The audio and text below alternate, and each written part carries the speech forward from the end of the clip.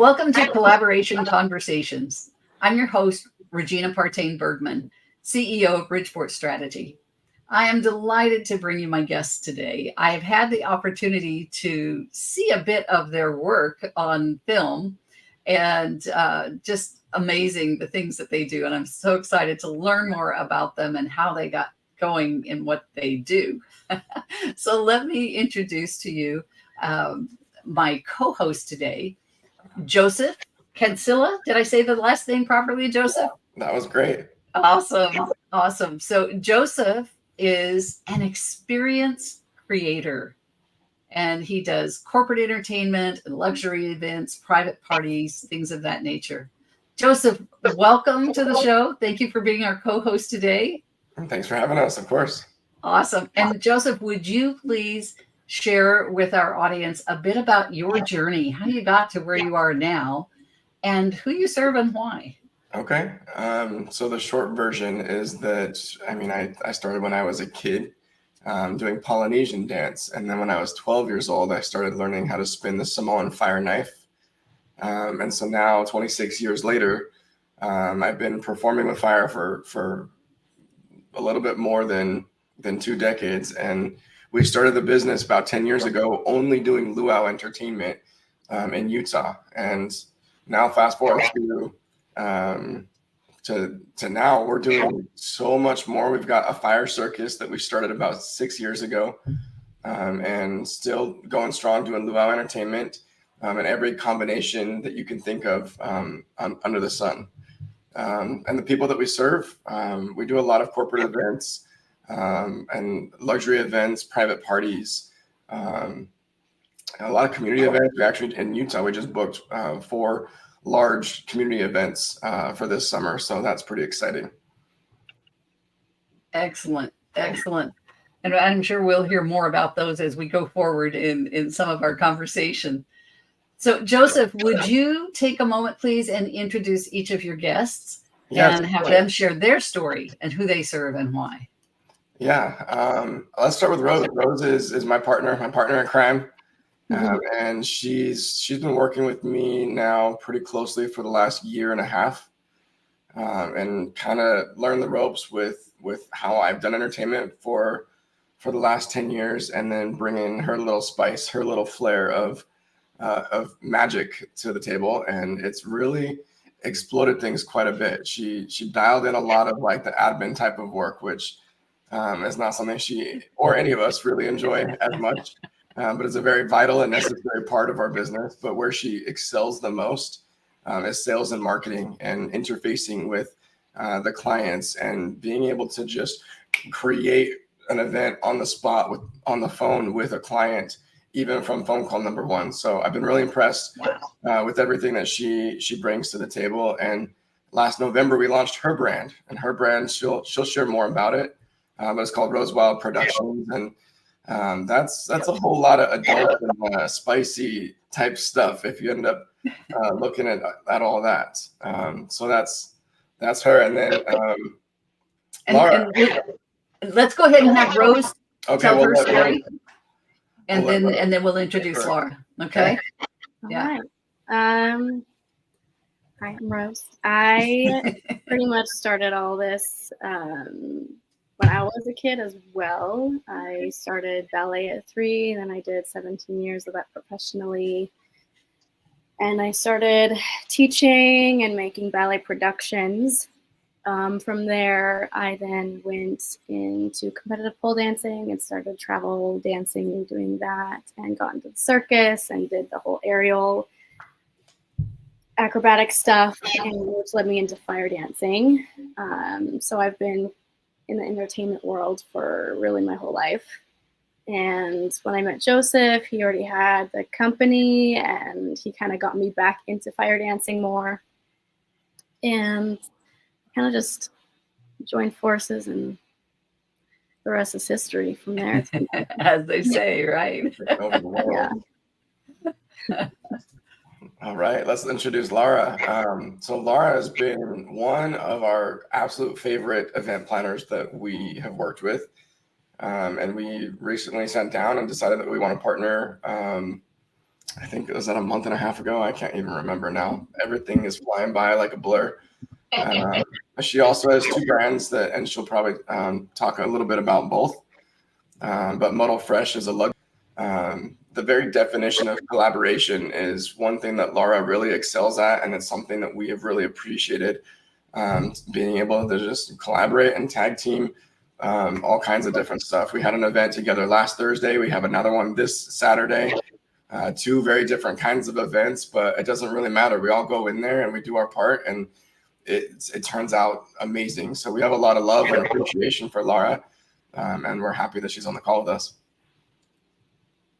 Thank you. That was so sweet. Well, I love Joseph and Rose, so I'm very excited. Thank you so much for having us, Regina. I am Laura, and I am the CEO and founder of Muddle Fresh Event Planning Services and Luxury Mobile Bar.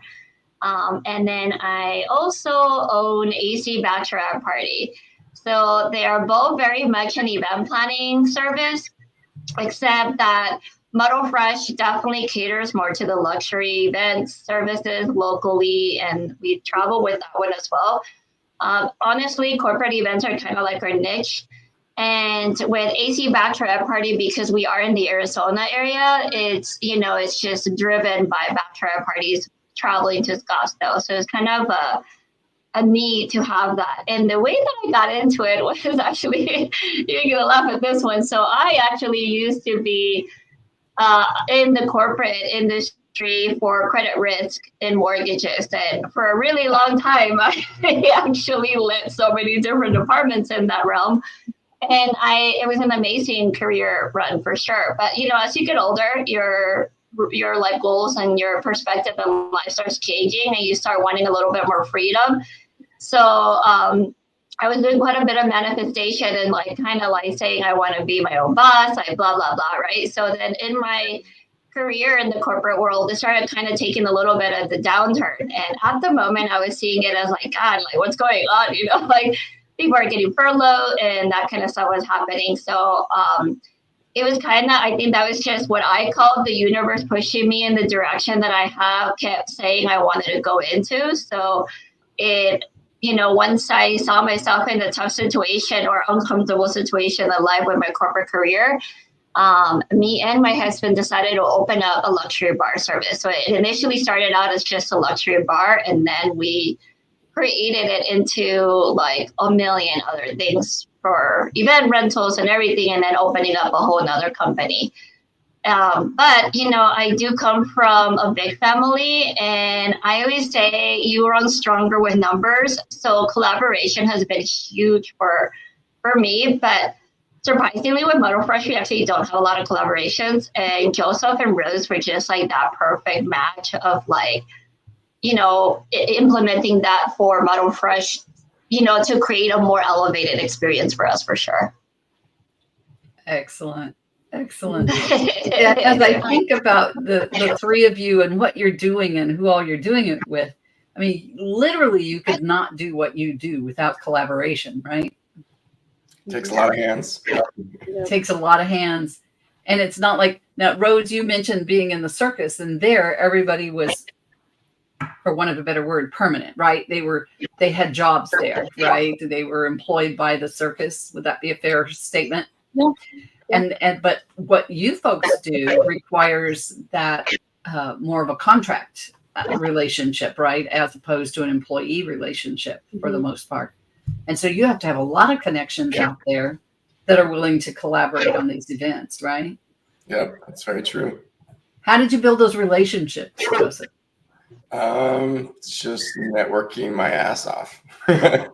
So we got here to Phoenix, and what else are we to do if we are low on budget? We don't have tons of financial power to just throw at lots of marketing. What we did, and just kind of, it was a marathon, but we were going to about 8 to 10 networking events every week. Wow. And then finding Laura, I think we found Laura about 3 months or maybe 4 months into our time here. Right? What was that? We found her this year, right? This year. Yeah, it was just a few months ago, or 2 months ago maybe. But yeah, through all of our networking, we've now found lots of DJs and lots of photographers and videographers and bartenders, lots of different mobile bars, lots of different event planners. There's so many and not even talking about all the performers that we need to find fairly quickly, because without performers, we have no show, right? No entertainment, no ability to be able to create experiences. And so I think we found probably a little over 50 performers since we've been here in the last 7 months. So it's nice, and stick like glue to the ones that we can trust, that are reliable, and do what they say they're going to do, that are safe, and they have a high level of professionalism. And teamwork. So important, right? Borrowing connections also is something that I've done quite a bit. Coming out here to Arizona on even just the luau side, not even our fire circuits, I don't have any Polynesian dancers out here other than myself and Rose. And Rose just recently started to learn everything about my culture and how to dance and perform from different islands. But what I've had to do out here is kind of borrow from other Polynesian dance groups, make really good friends with the owners of these Polynesian dance groups, to be able to borrow their resources and to be able to take care of everybody along the way. Same thing with Lara. If we need anything along the lines of events, like, she's one of the first questions that I'll ask. Hey, do you have this type of person? Do you have so-and-so? Hey, I'm kind of in need of this over here. Is there anyone that you know, if you don't have that could connect us to what we need? So I love that. And I love that you are going to the top of the organization that has those employees, those people, and working with them, collaborating with them to utilize their people, as opposed to going to the people and trying to steal them from other shows into yours. Yeah, I don't want it to ever feel like we're poaching performers or entertainers. Yeah. There's a lot to go around, and there's a lot of abundance. And if we're able to really play fairly, then everybody wins. Yeah, absolutely. Laura, how have you found collaboration to be really impactful in your business as you've started out in your own businesses now? Oh yeah, I mean, I feel like collaboration is essential for innovation and growth. I feel like by working with others, we can combine our strengths, our resources, and we can create very unique, memorable experiences for our clients. But then also, I feel like collaboration brings fresh ideas and perspectives that can lead to more creative solutions and enhance our values. Because even though we may be event planning service, at the end of the day, running a small business is very similar for many of us in the event industry. So me chatting with Joseph and Rose, they've been amazing. I mean, they've been essential with telling me like, hey, check out this platform, check out this networking event. And there's been so many times that I talk to other people in collaboration, and you learn a better way to do your invoicing, a better way to automate things. It is unbelievable how much there is and how much time goes into creating a service. And a big portion of it, honestly, happens behind the scenes. Honestly, I feel like the service itself is like the fun part. All the work that goes behind is just so much work that if you don't have other fellow members to help you out, to collaborate with, you're probably gonna find yourself working harder, not smarter. True. I agree. Rose, what would you add to that? Yeah, I definitely agree with all of that. I think collaboration, to be honest, is so much more fun because you get to work with other creatives that it's so fun to bounce ideas off of each other and to play with their strengths and the dynamic between having somebody there that you that provides something that you don't, or that you're not good at, so it's that's what relationships are for, is for that type of thing. So I love that. And as you are all creatives, I am sure that those discussions can get to be, yes, there's work involved. I understand there's work involved, but bringing a group of creatives together to create something has to be phenomenal. Has to be, I always talk about when you're really excited about something, you can see that energy from space, right? You get a group of creatives together, you really get a lot of excitement going, I'm sure. Yeah. What's that been like, Rose? What's it been like? When you get a group of you together. Yeah, it's kind of it can be super it's kind of like we just talk for hours sometimes. I remember when we got together with Diana with Painted Citizen, we could just talk for hours on all sorts of ideas on what we can create together, on what they can offer, what we can offer, and how we can blend the two. Yeah, it can just go on and on and on. So. Yeah. It can get pretty crazy sometimes. I bet. Tell us about that, Joseph. Even so, we're planning a show in Utah for University of Southern Utah next week, and even without all the rest of the moving parts of like event decor and mobile bars, and like those elements are not in this show, but it's a full 60-minute production. There's 9 different performers. There's 3 different fire safeties. There's all the other visual elements that we're trying to bring in. And I was hoping, because we're tag teaming that with another entertainment group also. They're going to be coming out to Utah with us. But there's a lot of ideas flying around. And then at what point do you try to incorporate everybody's idea, or just say, okay, this is the path that we're going. This is the decision that's being made. Let's go so we can get some forward movement, especially when there's conflicting ideas. What was that? I think it's important to, like, for one person to have a main vision. So, like, obviously we have a main vision for the show, and then we have other people's input, of course, and we play around with it. And then if it doesn't go along with the main vision, obviously there has to be some sort of organization with it. So you have a process for accepting or rejecting some of those creative ideas in alignment with the vision. I think it really it comes down to, for me, when I design something, I want to start at the end and kind of plan backwards from there. And I'm always focused on what's the impact that we need to make. Like whatever it is. With the USU show, the big one, it started off with one theme, and we were getting music sent to us because I don't pick music for the performers. I want them to be performing to what they're passionate about. But we're getting sent music. I'm like, oh, this is not on at all. We need to course correct. And how are we going to do that? And so, as gently as we can, just saying, okay, this is where we're trying to get to. And then they try again, and then it starts to come together. We just have to massage it into place sometimes. Or stuff like last Thursday, we had this just wild, crazy experience that we had all created. And a lot of times it's talking about boundaries with clients. Like, what are the boundaries? Like, you're asking me for something. I don't want to cross the line. Where's the clarifying talks that we're having to be able to say, okay, if you want us to walk the line, we got to know where that line is at. So we are respectful to everybody involved. Yeah. So just a little bit of like guidance along our creative path. Say that again, Rose. There's a lot of moving parts. A lot of moving parts. Yeah. I think you bring up a really good point here that I'd like to maybe explore a little further.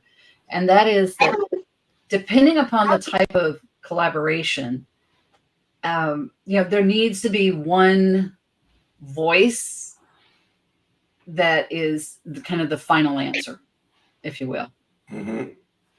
So especially the larger the collaboration, but also that could be really true in smaller collaborations as well. And how important is it to lay that out in the very beginning of who's got these roles, who's the final say on this? Yes, we're all contributing, but who's the final say on it? How important is that, Laura?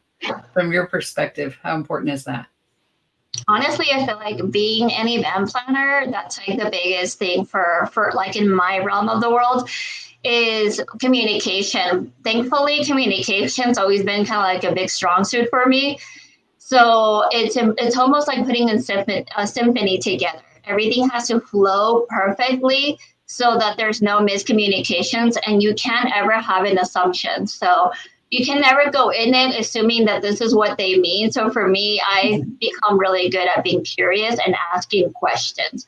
Or if it's not my strong suit and like this is like their realm and this is what they want, it's like a direct communication with the client and say, look, I'm going to get this person in contact. They're going to go over their services so that there's no like, oh, you know, I miscommunicated what's going to happen. But then, you know, it's an easy summarization for me where I can say, like, this is the timeline of the event. It's going to start at this time, it's going to be at this time, and it's going to flow in that way. But, you know, ultimately, the biggest goal is being able to provide a comprehensive event solution because we all love convenience. So we don't go to the grocery store, and I know that we do all go, but when you go and you have to shop for like the meat here, but then you have to go to the other grocery store to get your produce, that's like really inconvenient.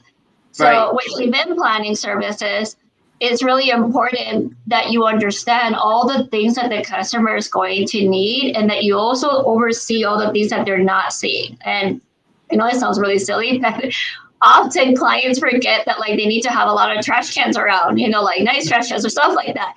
Down to those kind of details that you're like, where, like how many, like where are we going to set those things up? When is it going to start?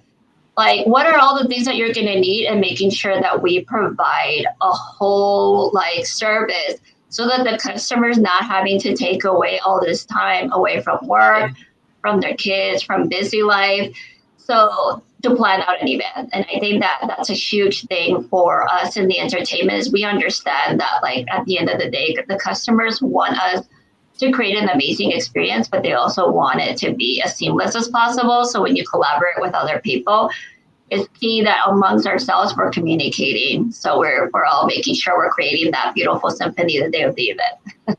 Yeah. And having that turnkey experience where you, like you said, you're taking care of things all the way down to the trash cans, right? That you're 100%. providing that. Yeah.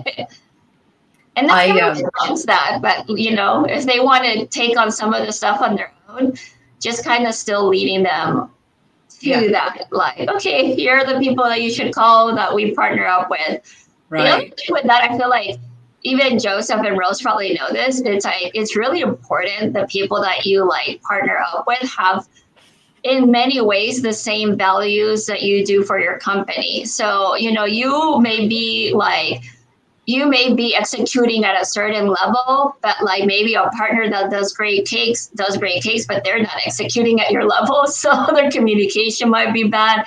Their invoicing might be kind of bad. Like there might be a lot of little things that make it annoying or inconvenient for the customer. So it's like very sticky situation where you do really have to understand that like the people you're partnering up and collaborating with are equally operating at your level. And if you're lucky, like at a way higher level than you are. So. I think that's a critically important element is making sure that you are in alignment in your values with those that you collaborate with. Joseph, your thoughts on that? That's always been really important to me because I want to know that I'm working with somebody that shares very similar values as me. If I can't trust them, I don't have any interest in working with them. If we don't have that mutual level of respect, then people will be like wasting my time with different things that I don't need to be worrying about or not valuing my time at the level that I need it to be valued at. Right. And all the way around, like Laura said, a high level of execution. There's a lot of people in the industry that they're doing great work. They got great talent, but it's a little bit clunky and they haven't really refined what it is that they're doing. And I look for people that are just as serious about their business as I am. And I don't expect everyone to work 14-hour days like I do. I try not to do that every day. But I want to surround myself with people that are serious, that I can trust, and that are willing to put in the work and help. A lot of our crew in Utah, they've been with us from the very beginning, back in the day when we used to pay performers like $100 to come in and do a performance, and over time, like we've been able to level up this business and level up what it is that we're we're doing and the quality and the value and it's all coming through. And those people that were loyal to us in the very beginning that worked for less are now the same ones that I have massive amounts of loyalty to, that I want to give these higher paying gigs to as just like a big thank you. Like, hey, we already know how each other works. We already have a lot of like comfort level in the way that we do what we do. And Kay, you've also had my back from the very beginning. Let's keep charging full speed ahead. And I want to get you guys paid as much as possible. Trust element, right? Mm-hmm. So Rose, let me ask, and I'm echoing back with somebody, I'm not sure who, so we might need to. Somebody's speaker's turned up and it's catching in the mic. Yeah, or just mute when you're not speaking. Rose, when you first meet someone, then how do you go about determining that they're at that level, that they are playing the same game that you're playing, that they have those same values? Because we can all talk a good game, right? Of course, yeah. How do you explore that and make sure that they are a fit for you? Well, it's all about asking questions. I think it's kind of a vetting process because when we first moved here, and we were going to so many networking events, that's so many people to go through and to get to know and build relationships with, and you kind of learn really quickly, who is I don't want to say worth, but who I would want to continue to be in a relationship with in business moving forward. But not only by what they say, because yes, people say a lot of things and they don't follow through or whatever it may be, but it's looking at their work, it's seeing consistency with them. And I think that's one of the main things that I've noticed here in Arizona is who is consistent, who is continually showing up and communicating and actively, showing that they want to create alongside us. You know what I mean? Right. And not just talking a good game and really seeing what's in it for them. Right. So I feel like with business, it's a lot about honestly putting in the work for each other and showing it. Yeah. Good answer. Good answer. I'm reminded of that expression, how you do one thing is how you do everything. Yeah, right. That comes out of my mouth so much. Oh, goodness. So, Joseph, take us down Laura the road. Said something, but she forgot she's muted. Oh, I'm sorry. Laura, go ahead. Unmute and share with us. Oh, yeah. No, I love what Rose said. I feel like, I've always been a student of life. So I like to do a lot of reading and listening to things. And I listened to a podcast the other day that was talking about how relationships are built in tier levels. So you have the initial first impression. You're like, okay, I kind of like what I'm hearing. And it very much to what Rose said. You meet a lot of charming people in the industry, right? But the next biggest step is understanding if they actually put action to what they said. Because then that's your next level of trust of this person really does mean what they said they were going to do. And I would say that the third one is, for me, I think is really important, is seeing if this person really genuinely cares about me and my business as well. Because, some people may love what you offer, but may not have the best interest of just serving you equally as they're serving themselves. Because, at the end of the day, sometimes maybe your service may be an addition that make them look good, but their intent isn't 100% to really create more of a stability for you and to really constantly work hard on the days that you're not looking. And I think that's important, with partnerships, it's important to understand, look, we have this bond, we're going to keep, working hard to find you more jobs so we can keep collaborating together. But then also transparency, for me, with AC Batch, I get a lot of people that are like, hey, let's partner up. And although that may be great, we may have quite a few groups of girls that come in and I'll keep offering like an IV drip, or I'll keep offering other stuff that I am not making any money from, and it's not really like anything to do with me. And they might not take it, but maybe on the fifth offer, they may want it, and it's a constant work, building trust and collaboration. And also, like Rose said, I feel like another thing is I'm very observant, and I feel like it's funny because a lot of the times people don't really realize how much you're listening to the things they're saying. And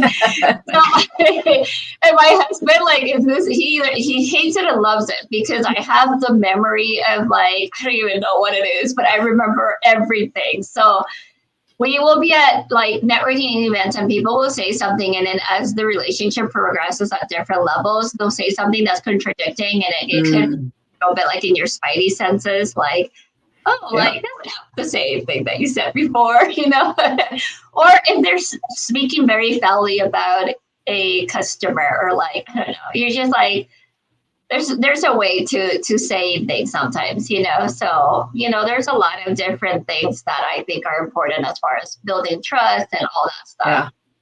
Yeah, absolutely agree. Joseph,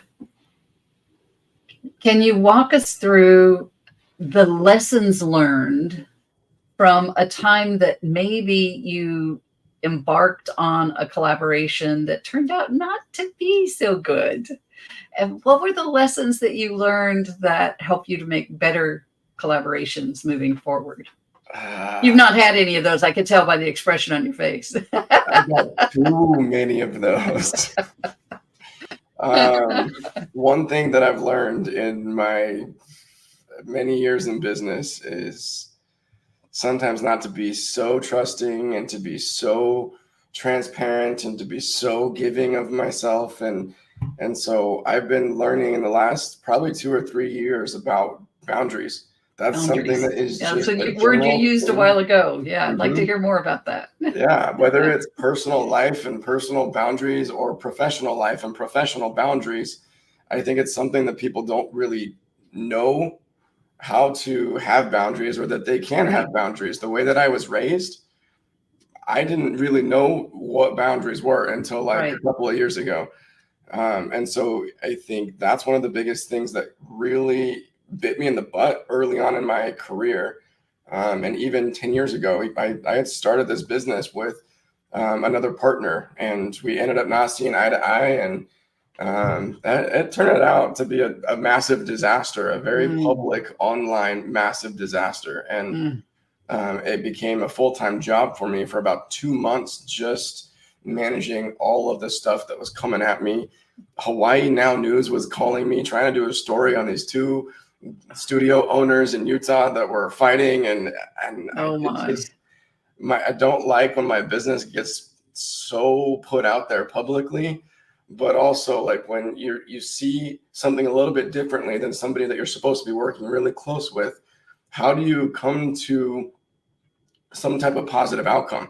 Yeah. Where are we meeting in the middle? Where are we going to give a little and take a little? And if that's just not happening, at what point do you need to just cut them off, pull the plug, move on, and let it be whatever it is? Yeah. So I've just done everything that I can to take lessons from that and who I bring into my business, or any business, and just to be really careful. A lot of the stuff that Rose says, like when we're meeting somebody new, a lot of times all we have to go off of is like their energy or their vibe, or like whatever kind of feeling that we're getting from them. And then sometimes that can shift, because sometimes people are pretty good at pulling the wool over our eyes, or doing that wolf, but is actually in sheep's clothing. And so we've got to protect our loved ones. We got to protect ourselves. We got to protect our time and our resources and our energy, because we don't have unlimited amounts of all of those things. Right. Even though I used to think I was Superman for many years, and I would just go until I'd have nothing left. And that's a good formula for burnout. It is. Another element that you have to protect in there also is your clients, right? Mm-hmm. And that was a big thing too, when we split, like that person that I'm doing my best not to mention. And I appreciate that. Continued to use my same business name for about a year afterwards. and I had his clients calling me and my clients calling him, and nobody knew what was going on. And I would get angry calls from clients saying something about how I canceled their appointment. And I said, no, I've got you scheduled. You're on the calendar. We signed a contract. Yeah. Here's the invoice. You already paid in full. Like, we're going to be Oh, there. wow. So it's that type of stuff. Like, I really care a lot about our clients' experience. And so one of the things that I had to do to be able to solve that problem, because I couldn't continue going on with that level of chaos with our clients, is that I had to trademark. I got the national trademark for the word HANA. And that's actually what ended up spiraling everything out of control. There was a lot of stuff that was spread online that was not positive. But at the end of the day, it created clarity in the market, and it protected myself and it protected my clients. Right. And so whatever I had to go through in order to be able to get to the other side of all that, I just had to suck it up and go for it. Yeah. So I guess a bottom line comment here is that while collaborations are amazing and are the way that we can change the world in a much faster way, there are lessons to be learned along the way of the things not to do, right? And I do, having had at least one collaboration where we needed to call it quits, recognizing that, recognizing when it's time, when it's like, this is not working anymore. This is not good for us. It's not good for our clients. It's not, and sometimes it's your gut telling you, right? And usually it's a pretty heart-wrenching experience because you invested so much into that person, and you genuinely care about them. And like, you also have these thoughts of like your future that you had already projected out with this person. Yeah, with that person. Yeah. Plans on the calendar, plans in general, goals. Right. It's like a breakup with a personal relationship almost. It is. Yeah. It's not pleasant. It's not comfortable. And it just takes time to process, get through those feelings, and keep going, because life is not going to stop. Even if life is not going to stop. Need to stop. Oh my goodness. Ladies, any thoughts to add to that, Rose or Laura? Rose? I haven't had any collaborative experiences that have been super detrimental, but it's been a lot of learning for when I do hit roadblocks within collaborating, that like I, in my role, am more of a sponge. I think it's really important in partnership to be able to be humble and to let go of your ego, to be able to work as a team together. Yeah. Especially, I think a lot of creatives, because they get so caught up in their idea of how something should be. Right. There's like a wall put up over what anybody else has to say about it sometimes, so it's, and with like working with performers, a lot of performers tend to have a big ego. And so to be able to, just have this self-discipline to just put the ego in the passenger seat and to actually be able to work together is important. That's a really good point, because I mean, that carries across the board. A lot of leaders have a really big ego in companies and departments and things of that nature. And that ego is not what's going to get the job done, right? Right. It's more like a pathway to self-destruction. Exactly. Or corporate destruction even. Corporate destruction. Yeah. Thanks, Rose. Laura, your thoughts? Yeah, no, I love that fact that she said ego is a huge thing. I honestly feel like a big part of trying to maintain the boundaries always starts with within yourself. So what I have tried really, really hard to work on is literally like meditation, like journaling, like always learning, and then always having a whole ton of self-awareness. because I feel like even when you are stepping into a line with a situation, with a collaboration that you're like, oh, this is not going anywhere, implementing those things offhand kind of helps you have that awareness before it's going to really like turn into destruction. Because you become a lot more aware. I'm not going to lie. I will say that meditation has been just like a world of difference for me in the way that like in my relationships personally and like in also in my career. But then the other thing is like affirmations. I know it sounds silly, but I feel like I do a lot of like let go of control, let go of attachment, like abundance to this universe is unlimited, like so many of those things. And I feel like that really helps because like you will have moments with your relationships, with your even with your customers, you know, that you like maybe killed it, you know, you did an amazing job and you like then you become a little attached to them because you're like, yeah, you know, like gonna have another event, I'm gonna be their go-to. And then like it doesn't always turn out that way. Like sometimes people may have loved that event, but then for the next one they want to go like a lot cheaper and you're not it. So and it's like letting go of those attachments, letting go of those controls. And I feel like because if you like structure your mind, like if you do all the things to structure your mind to handle all those situations, is really it's a lot. It's gonna make it. It's not easy. It's gonna make it a lot easier to try to avoid as many of those. Not that you're going to, because things will happen. But at the end of the day, you can't control how other people act or what they do. You can only control how like you handle it. And Exactly. like how Joseph was saying. I mean, I couldn't imagine having some partner going on social media like just going crazy.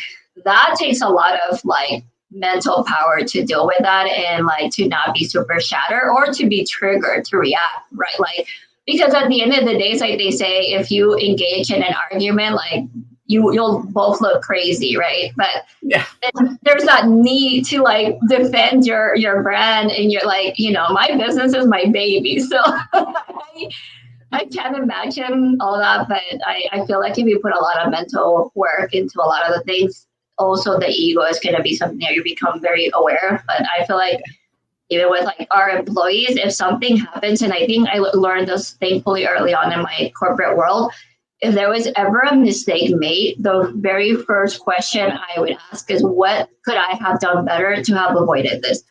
Like, it wasn't like how I'm going to remedy this, how I'm going to coach this employee.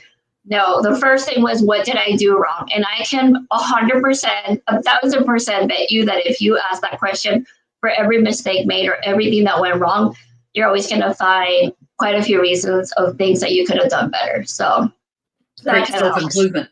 Great self-improvement plan. That's awesome. Yeah. Awesome. Excellent. Well, folks, we are out of time. It's time for our wrap-up round.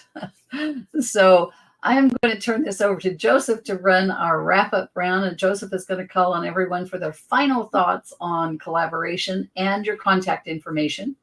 And while he's running that, I'll put your contact information into the public chat as well. So Joseph, take it away.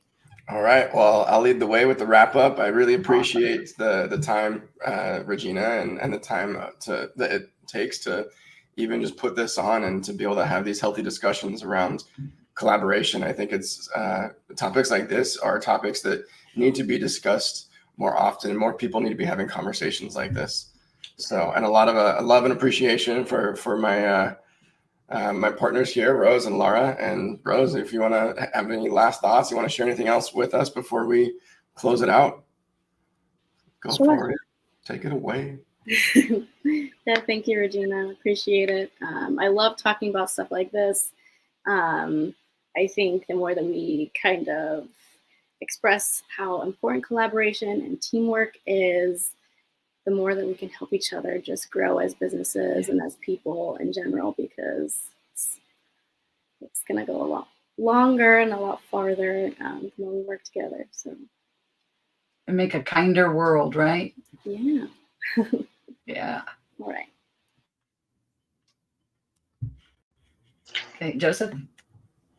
Laura, I'm passing it over to Laura. Well, thank you so much, Regina. Thank you so much, Joseph and Rose, for having me here. I really appreciate it. I absolutely feel like collaborations are vital. Being an entrepreneur is a very lonely world. And when you find people that you can relate and that can share the struggle with you and give you that push to not just make your business better, but also give you the push to know that, like, you're not alone. It's a little speed bump. We're here for you. That's a huge thing. And then contact wise, how to contact us. So if you are looking for any event planning services or a luxury mobile bar, www.muddlefresh.com. Or if you're planning out a really cool bachelor party, azbachelorparty.com. Awesome. That's great. Thank you. And as far as our information goes, our office line is 801-331-5852. And our website for all things entertainment and experience creation is hanaentertainment.com. And that's Hana with one N, Hana. So I appreciate it, guys. That was a great call.